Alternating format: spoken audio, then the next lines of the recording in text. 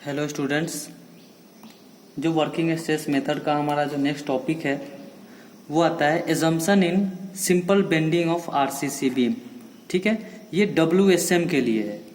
ये एजम्पशन सब किसके लिए मानते हैं? ठीक है, ये WSM के लिए एजम्पशंस करते हैं हम। जिसका फर्स्ट एजम्पशंस है, जो एजम्पशन लेते हैं वो किसके अकॉर्डिंग लेते हैं? IS 456-2000 के अकॉर्डिंग। ठीक है, उसके अंदर ये एजम्पशन आपको दिया हुआ है। ठीक है, जो आप एग्जाम में जब भी आप एग्जाम दोगे तो उसमें IS 456-2000 अलाउड होता है, आप उसको लेके जा सकते हो। ठीक है, उसमें आपको इसका ओवरव्यू दिया होता है, आप वहां से स्टडी करके प्रॉपर तरीके से फिर आप जा सकते हो एग्जाम में।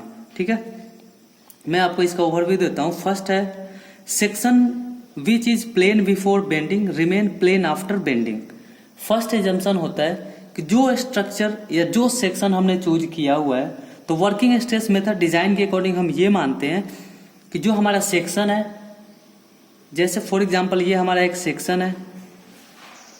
ठीक है, हम ये मानते हैं कि अगर हमने ये पहले बिफोर लोडिंग क्या चीज है? ये प्लेन है। ठीक है, ये प्लेन है और आफ्टर लोडिंग भी ये प्लेन होगा। मीन्स देखो एक्चुअल में बेंड तो होगा, बट एजम्पशन क्या है हमारा कि section which is plane before bending remain plane after bending. Okay, तो फर्स्ट एज्यूम हमें क्या करना है कि जो सेक्शन हम एज्यूम कर रहे हैं वो सेक्शन प्लेन है before loading, after loading they also in plane.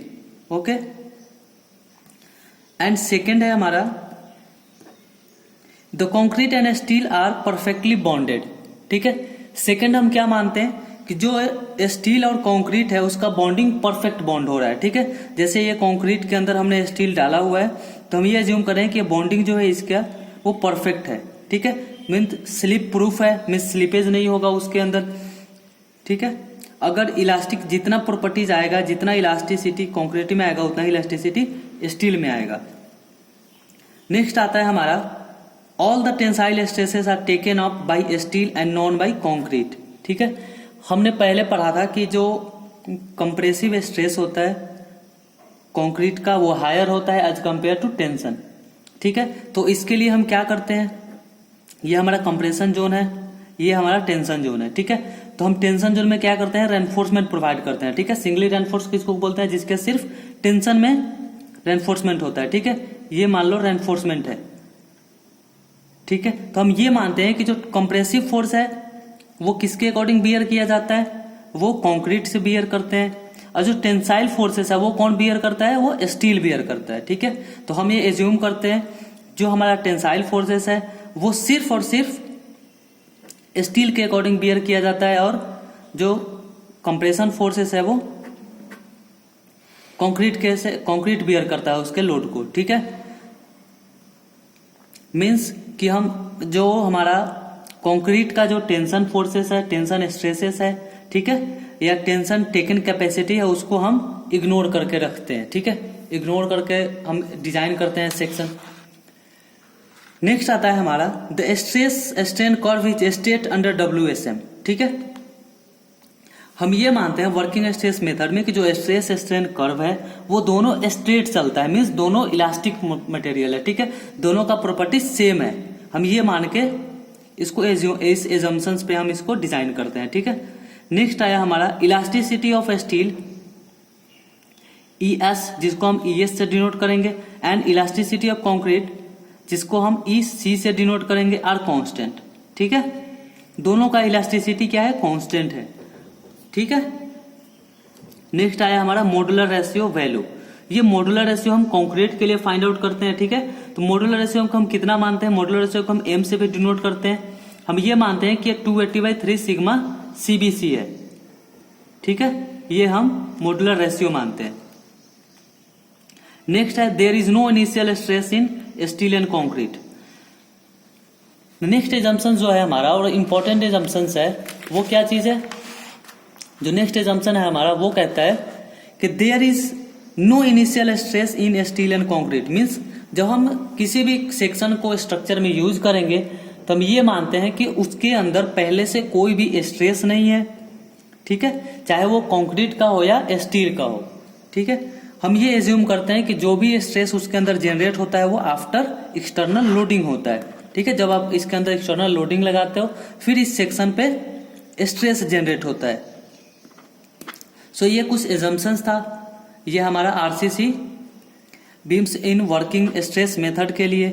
ठीक है, हम इसी के अकॉर्डिंग जो आगे फर्दर डिजाइन करेंगे सेक्शन, वो जो न्यू सिलेबस है उसके अकॉर्डिंग हमारा WSM को मेथड या डिजाइन को यहाँ से हटाया हुआ है। बट मैंने आपको पहले भी बताया था जब हम टाइप्स ऑफ मेथड पढ़ रहे थे, तो उसमें क्या था कि जिसको WSM के रिलेटेड कुछ नॉलेज है वो फर्दर डिजाइन दूसरा मेथड यूज कर सकता है। सो इसका मैं आपको एक न्यूमेरिकल जब भी आएगा डिजाइन का मैं करके दिखाऊंगा, फिर उसके अकॉर्डिंग आगे का मेथड हम करेंगे। So thank you.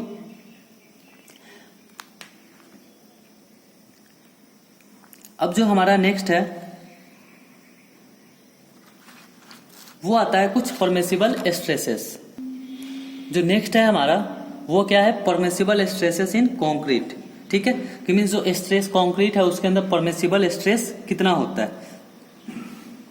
देखो, जो मैक्सिमम परमिसिबल स्ट्रेस जो हम इसका लेते हैं फॉर WSM मेथड वो कहाँ पे लेते हैं, 0.002 पे, इस स्ट्रेन पे लेते हैं। ठीक है, क्योंकि यहां से फिर क्या ये कांस्टेंट हो जाता है। ठीक है, यहां तक इंक्रीज होता है फिर यहां से कांस्टेंट हो जाता है। मीन्स इस वैल्यू को हम क्या लेते हैं, FCK लेते हैं। तो वो कहाँ पे कांस्टेंट कहाँ से स्टार्ट हो रहा है, 0.002 से, और हम कहाँ तक इसको इंक्रीज करके ले जा रहे हैं, 0.0035 तक। ठीक है, ये आपको ओवरव्यू हम लिमिट स्टेट मेथड में अच्छे से इसको पूरा डिफाइन करेंगे।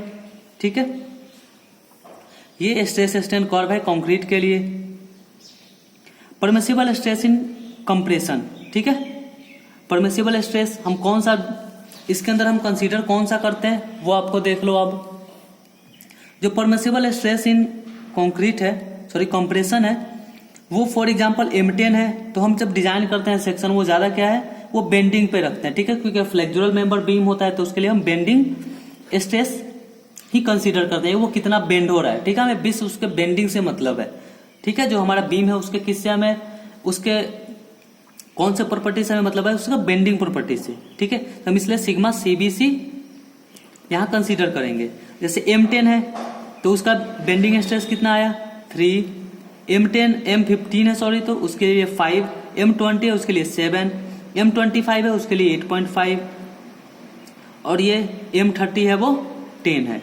ठीक है, और इसका न्यूटन पर mm² होता है। ठीक है, चाहे कोई भी स्ट्रेस हो वो क्या होगा, न्यूटन पर mm²। आपने स्ट्रेस स्ट्रेन पहले पढ़ा होगा, उसमें आपने पूरा यूनिट्स का ये सब डिफिनेशन पढ़ लिया होगा। ठीक है, नोटेशन भी पढ़ा होगा। उसके अकॉर्डिंग ये स्ट्रेस है तो ये क्या होगा, न्यूटन पर mm²। नेक्स्ट आता है हमारा मॉड्यूलर रेशियो। मॉड्यूलर रेशियो को कैसे डिनोट करते हैं हम, मॉड्यूलर रेशियो का ये फॉर्मूला है 280/3 सिग्मा CBC। 3 क्या है, 3 कांस्टेंट वैल्यू है, 280 भी कांस्टेंट है, 3 सिग्मा CBC है। CBC क्या है कि बेंडिंग स्ट्रेस इन कंक्रीट।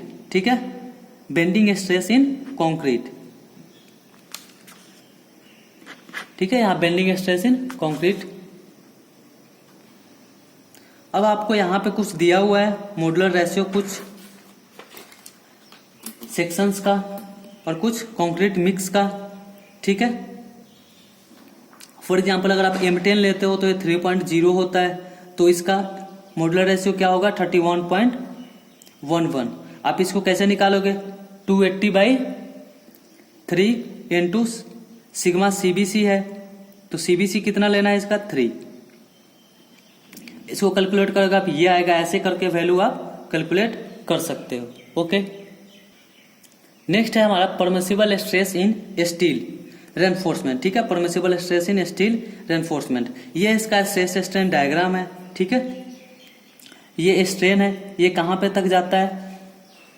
ठीक है, ये 250 के लिए है और ये 415 के लिए है। हम जनरली 415 लेते हैं क्योंकि वे HYSD बार होता है।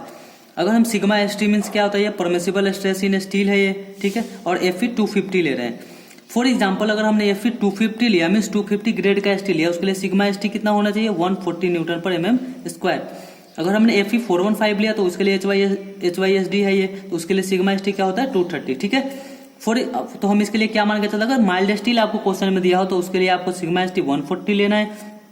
In working stress method. Okay, और Fe 415 दिया है, ये पूरा का पूरा हम स्टडी सिर्फ वर्किंग स्ट्रेस मेथड के लिए कर रहे हैं। अगर सिग्मा ST दिया है तो हम ये 230 न्यूटन पर mm स्क्वायर लेंगे।